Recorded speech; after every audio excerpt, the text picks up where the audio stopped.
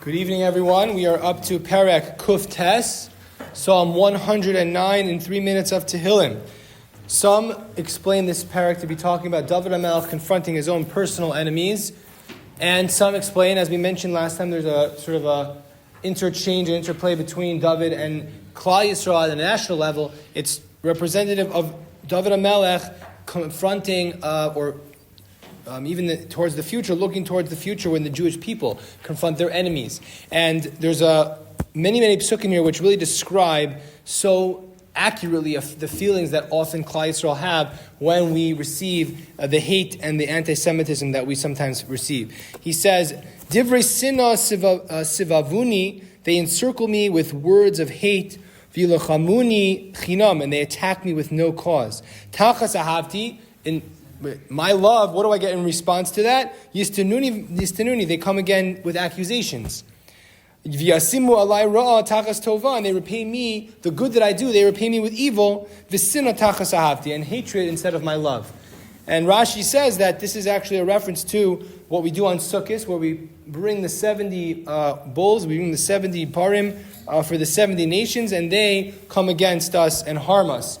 So that's sort of that feeling of disappointment, and not only people hate us for no reason, but we try to extend ourselves, and then we're bitten, it flies right back in our face. Fascinating. I was looking into this psukim, into the midrashim. We're coming up to Purim, a few days away from Purim, and there's actually veiled references to Purim in this very Perek. So the Medrash says that the Pasuk Vav, for example, is a reference to a wicked man. Hafkir alav rasha v'satan yamod al yamino. That appoint a wicked man over him, and may his accuser stand on his right side. And the Medrash Yalkut Shimoni says this is talking about Haman. And then it says in Pasuk Zayin, Bihishafto Yetzei Rasha. He's going to be tried and convicted. This is talking about Haman. Utzefilaso tiyeh lechata. And he's going to be judged and found guilty, tried and judged and found guilty.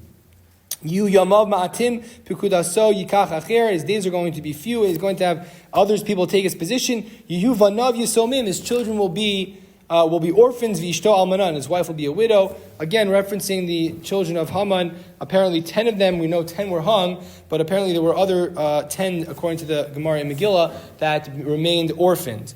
So it's interesting, there's, at the end of the day, there is justice in the world. Hashem will see to it that the evil people are defeated, but sometimes it feels like everything that we do, as they would say, no good deed goes unpunished.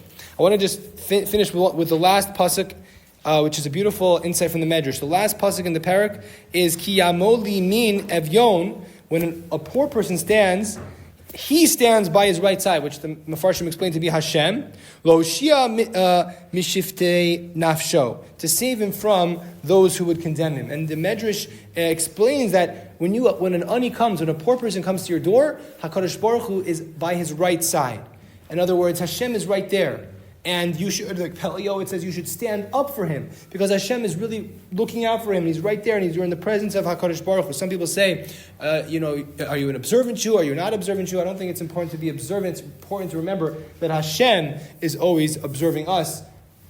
Observance is a nice thing, but are you passionate about it? Are you growing? Observance sounds like a very empty word. So I just thought, as a little play on that term, Hashem is observing us. And if you thought about everything you do in your life, whether it's giving to a poor person, whether it's on Purim being b'simcha, everything you do in your life, there's different modes, there's different moments in life.